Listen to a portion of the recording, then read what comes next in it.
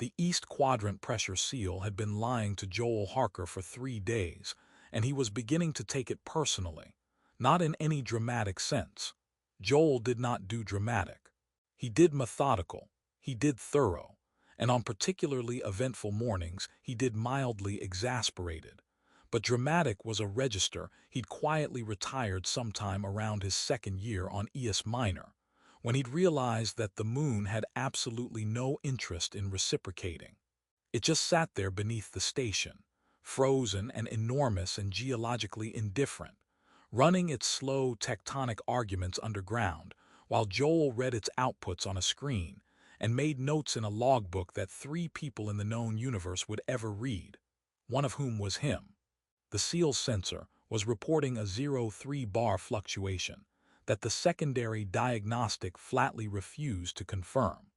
Either the sensor was degrading, the secondary diagnostic was optimistic, or the seal itself was doing something structurally ambiguous in a way that Joel would need to suit up and go outside to verify, which was fine, which was completely fine.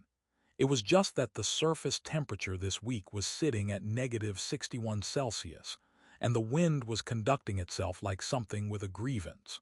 He'd made the note. He'd scheduled the exterior check for Thursday. He'd made his coffee, no sugar, standard mug, 7:43 in the morning, as every morning, and was sitting at his workstation in the station's main engineering bay considering whether the fluctuation pattern had a periodicity that might tell him something useful, when the proximity alarm went off and told him his Tuesday was no longer going to be about pressure seals. He looked at the alert for a moment. Then he looked at his coffee. He drank some of it, because whatever was about to happen would not be improved by doing it without caffeine, and pulled up the docking approach data on the secondary screen. The vessel was real. It was small, courier class, the kind of ship built for efficiency rather than comfort, the kind of ship whose interior smelled like recycled air, and whatever its last 3 passengers had been anxious about. The registry codes were Velder-9. Joel stared at this detail for long enough that the screen's idle mode began to consider activating, then sent the flag upstairs to Petra Sundvik, who was the station commander, and therefore the person whose job it was to decide what to do about Velder-9 couriers appearing unannounced at remote drilling outposts on moons that weren't on anyone's itinerary. Petra's response came back in 40 seconds. Confirmed. Bay 2, you're on welcome detail. Joel typed back, I'm an engineer. Petra typed, you're the one who speaks Velder-9 transit protocol. Congratulations on that language module. He had taken the language module 2 years ago during a particularly long winter stretch, when the alternative entertainments were chess against an AI programmed to let him win every 4th game, and a 6-season drama series about competitive hydroponics that he'd watched entirely and would never admit to. The transit protocol module had seemed practical. It had not, at the time, seemed like something that would result in him being assigned to receive unscheduled alien visitors while his coffee went cold. But this was the problem with practical decisions. They had consequences that arrived at inconvenient times. He straightened his tools out of habit, which was not a nervous gesture, and went to the observation window above Bay 2. The ship settled into the dock with a kind of unhurried mechanical confidence that suggested its pilot had landed in considerably worse places and had opinions about it. The docking seal confirmed. The environmental equalization took 40 seconds. The airlock opened. She stepped through, and Joel's first coherent thought was that the briefing files on Velder-9 biological variants had been, professionally speaking, underprepared. She was humanoid in the structural sense, the expected number of limbs, the expected general arrangement of a face, but the resemblance to any straightforward categorization stopped there and declined to continue. Her skin held an undertone that shifted when she moved, something between gold and silver that had no settled name in any color vocabulary Joel had been issued, and beneath it, faintly visible in the bay's working light, geometric patterns ran in slow suggestion, like circuitry considering whether to introduce itself. Her hair was dark and straight and moved at the ends with a fraction too much independence from the air around it. And her eyes, when she looked up at the observation window, when she looked directly at him, immediately and without searching, as though she'd known precisely which window to find, were a pale amber that deepened at the edges toward violet. The expression on her face was not what Joel had prepared for. It was not formal, or cautious, or diplomatically neutral in the way of official visitors. It was the specific, quiet expression of someone who has been looking for something for a long time and has just found it, and is allowing themselves one unguarded moment before they compose themselves for whatever comes next. Joel stood at the window with his mug halfway to his mouth. Below, Petra said something to the visitor. He couldn't hear it through the glass, but he saw Petra's expression do something involuntary and athletic in the eyebrow region, which was how he knew that whatever credentials this woman had just presented were simultaneously impeccable and deeply inconvenient. He drank the rest of his coffee. He set the mug on the railing with more precision than the situation required. He looked at the East Quadrant seal diagnostic still open on his tablet and thought, with the resigned clarity of a man watching a scheduled maintenance window close permanently, that Thursday's exterior check was probably going to have to wait. The meeting room smelled like recycled air and the specific ghost of someone's reheated noodles, which Joel thought was not the ideal atmospheric condition for whatever this conversation was about to be. But the station had not consulted him on its ventilation priorities, and this was consistent with how most things operated on ES Minor. He'd been given 20 minutes to prepare, which he had spent reviewing the publicly available Vale and Sovereignty diplomatic registry, finding nothing under her name, and then sitting in the meeting room straightening the water glass until it was precisely parallel with the table edge. He was not nervous. He was geometrically attentive, which was different. She came in without knocking, which was not rude, the door was open, but had the quality of someone who already knew the layout. She set her bag down beside the chair across from him, sat, folded her hands on the table, and looked at him with the focused, unhurried attention of someone examining a painting they haven't seen in a long time, checking quietly whether it has changed or whether it is only themselves that have. She said her name was Sale. Just that, no title, no institutional affiliation offered in the same breath, the way people give names when they assume the other person already has the context. Joel said his name was Joel Harker, station structural engineer, and that he understood she had credentials filed with Commander Sunvik, and that he was here to facilitate her visit in whatever capacity was, and Sale said yes. She knew who he was, and asked if he still took his coffee without sugar, because she would very much like some and wasn't sure if the station's supply situation had changed. Joel stopped mid-sentence. He looked at her. He looked at the water dispenser, which exhaled its 12-minute sigh with the timing of a bored audience member. He looked back at her. He said he did, as it happened, still take his coffee without sugar, and that supplies were adequate, and that this was a statistically unusual thing to know about someone you had never met. She said she had a good memory. He made the coffee.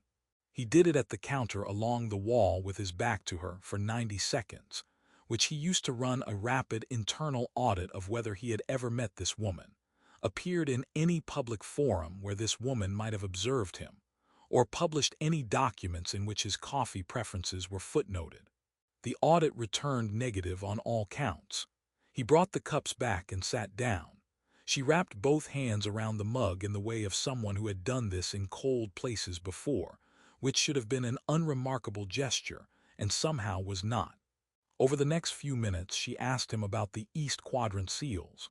Not generally, she asked about the specific 0.3 bar fluctuation, and whether the secondary diagnostic was still being unhelpful about it, and whether he'd scheduled the exterior check yet.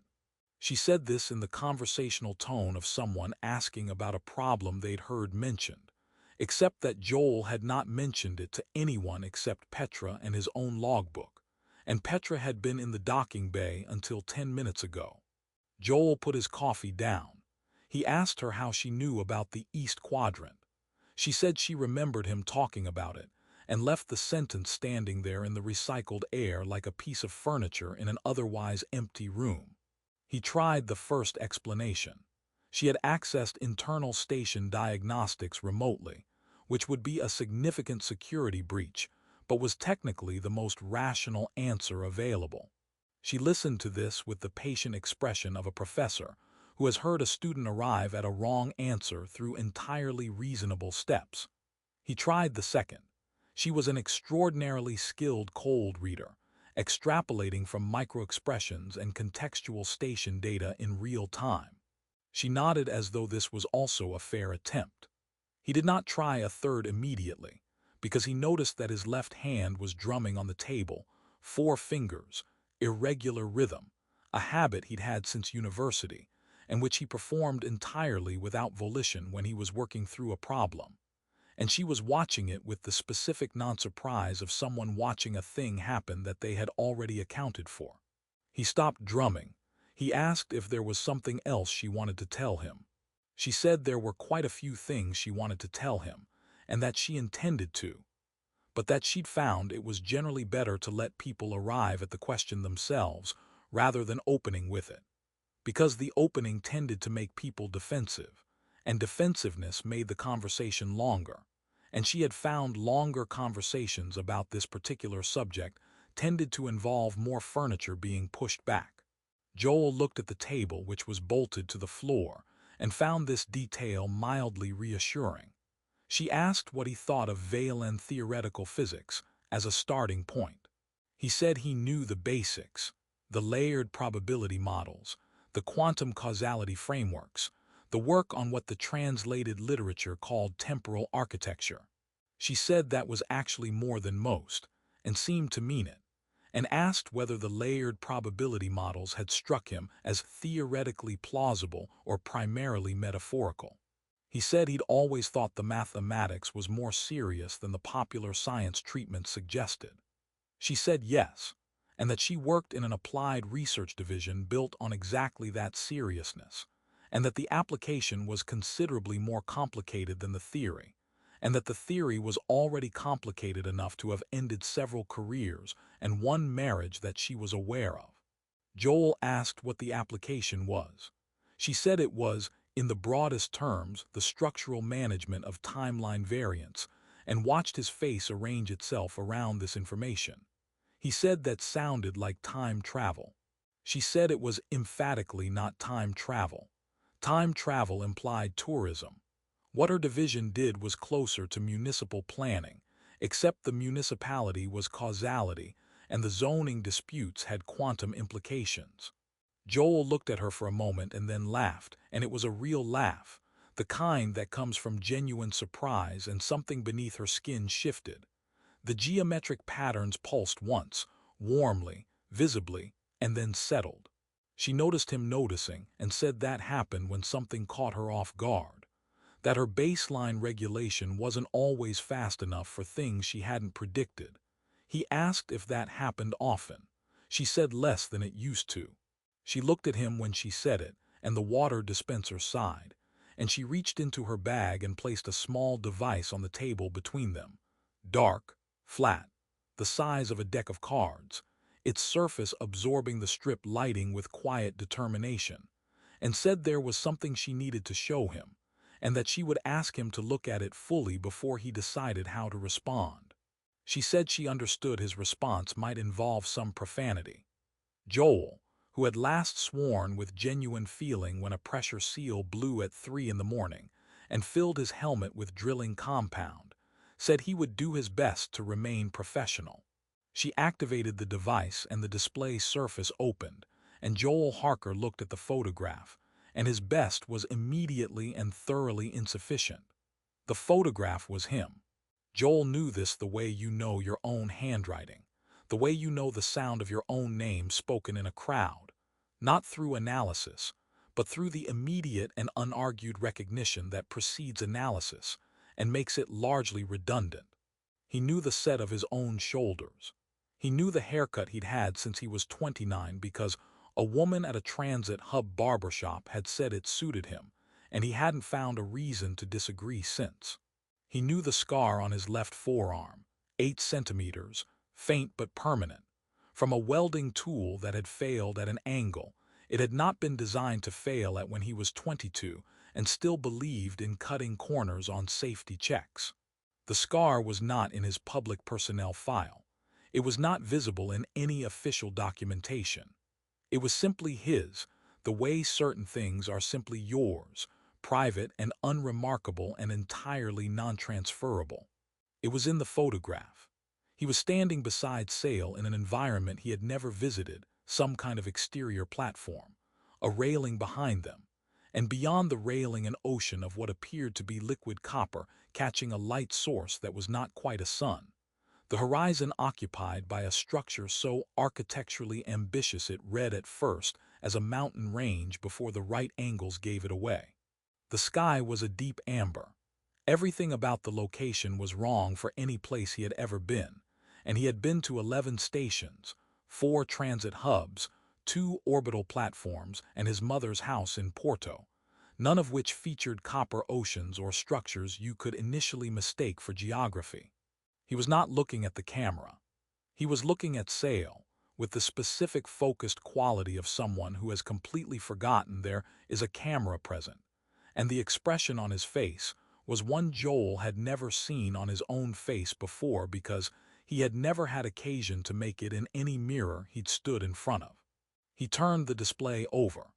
The authentication registry was embedded in the device's underside, the VLN equivalent of a forensic certificate, date, verification codes from 2 independent archival institutions, a quantum signature hash that was the temporal research community's equivalent of a notary stamp. Sale watched him read it with the stillness of someone who has already been through every stage of this conversation in her head and is now simply present for its physical version. He said the date was 4 years and 3 months ago. She said yes. He said he was on Earth 4 years and 3 months ago, specifically in Porto, specifically eating takeout in an apartment on the 4th floor of a building whose elevator had been under repair for 6 weeks and which had, he felt, deeply shaped his cardiovascular health that autumn. She said she knew. She said this version of him was, yes, in Porto. She said the word version with the careful precision of someone handling load-bearing terminology. Joel set the photograph down. He picked it up again. He set it down again. He said, with the measured calm of a man deploying reasonableness as a defensive structure, that he would like her to explain what version meant in this context, and that he would like the explanation to begin at the point where it addressed the scar specifically, because the scar was the part his rational framework was finding most structurally inconvenient. She said the scar was real, both times. She said both versions of him had it because both versions were him, same biology, same history up to a certain branching point, same Tuesday afternoon at 22, with the same faulty welding tool making the same poor angular decision.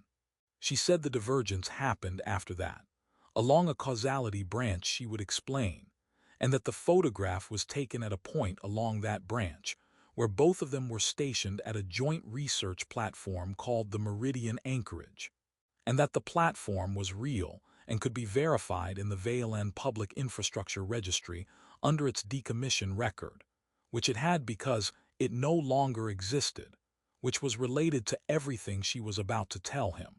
Joel said he would like some more coffee before she continued. She said that was completely reasonable. He made it.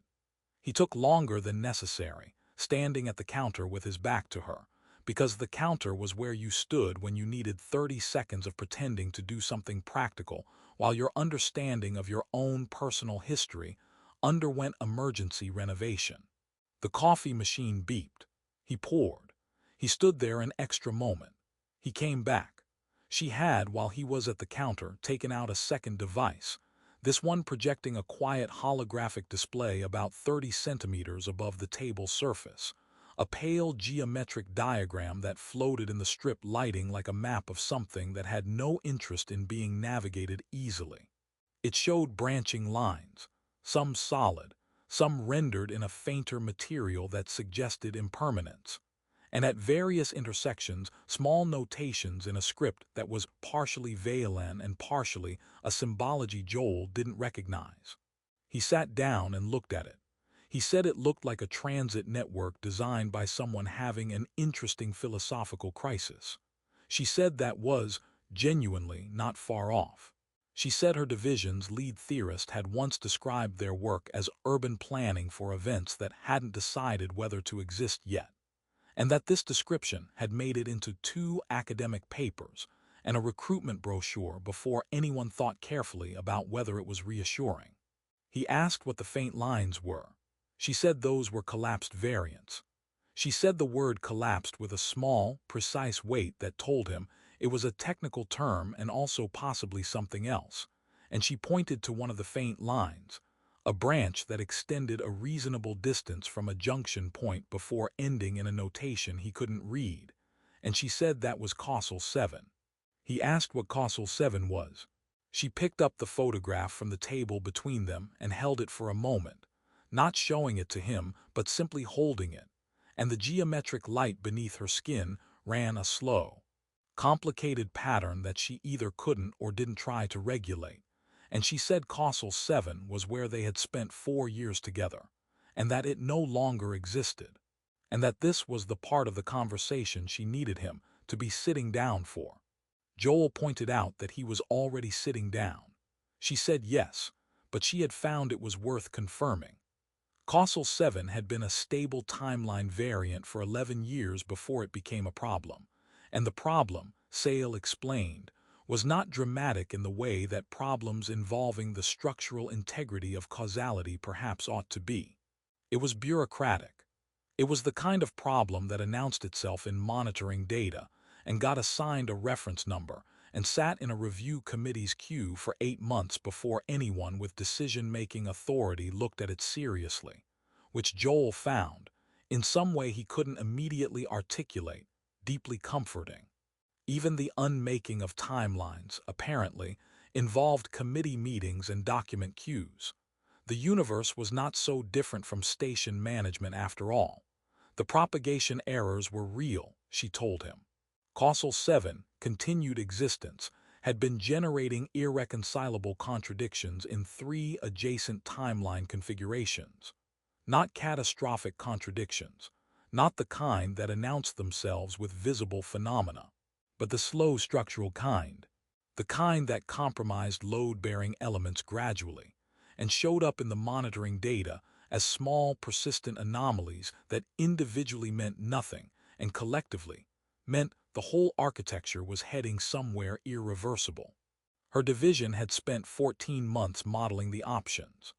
The conclusion was unanimous, eventually, after the kind of institutional deliberation that produces documents written in the passive voice and signed by people who will retire before the consequences arrive.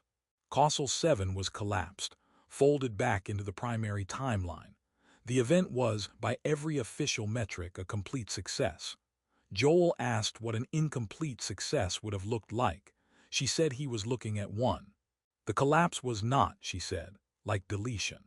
She had used the metaphor of dissolving a sculpture back into clay the first time she'd explained this to a non-specialist, and she'd used it so many times since that she now said it with the mild self-awareness of someone reciting directions to a place they've described too often.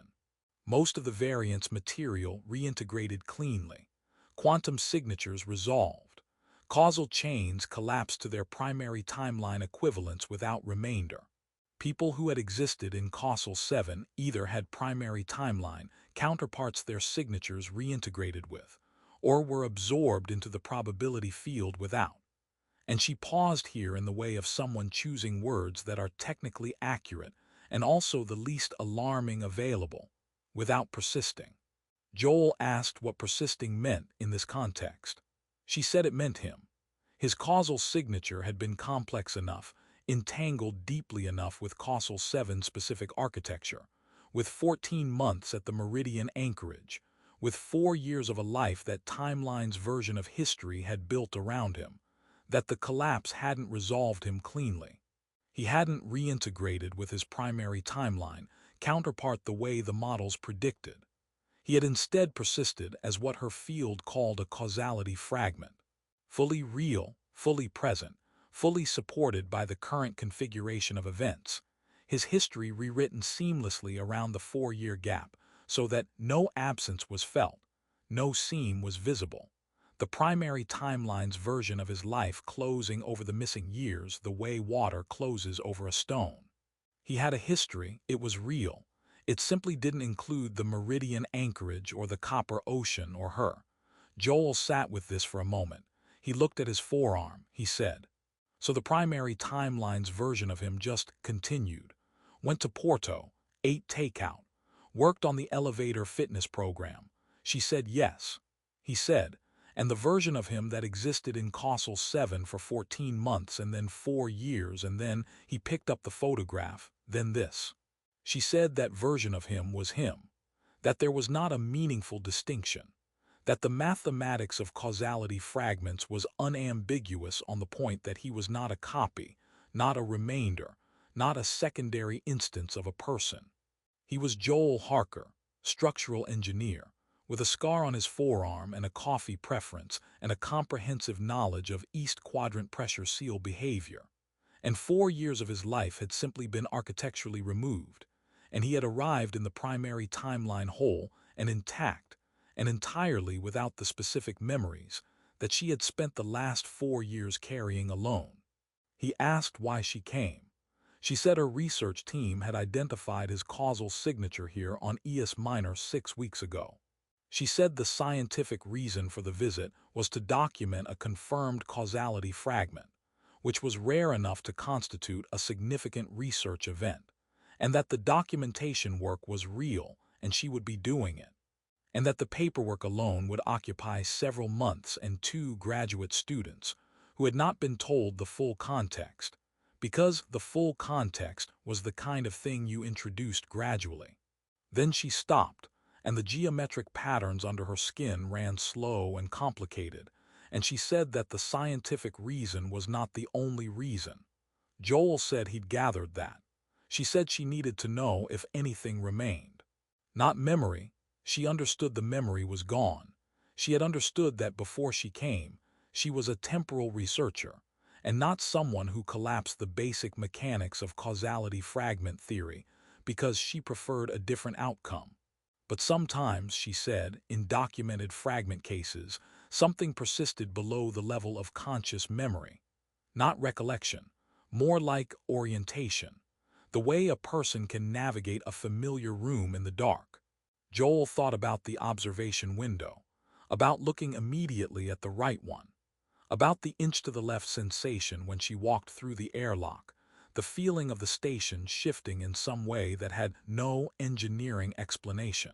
He thought about the coffee he'd made without asking how she took it, putting no sugar in hers without deciding to, only noticing after he'd set it in front of her, and she'd wrapped both hands around it and said nothing because there was nothing to say. He had not registered it at the time. He registered it now, and the registering was quiet and enormous and sat in his chest with the specific weight of something that had always been there and had only just been named. He told her about the window. He told her about the coffee. He said he didn't know if that was what she was looking for or whether it was simply pattern recognition or some subconscious reading of body language that had nothing to do with collapsed timelines and everything to do with the ordinary human capacity for noticing people who move through a room like they know where they're going. She said she didn't know either.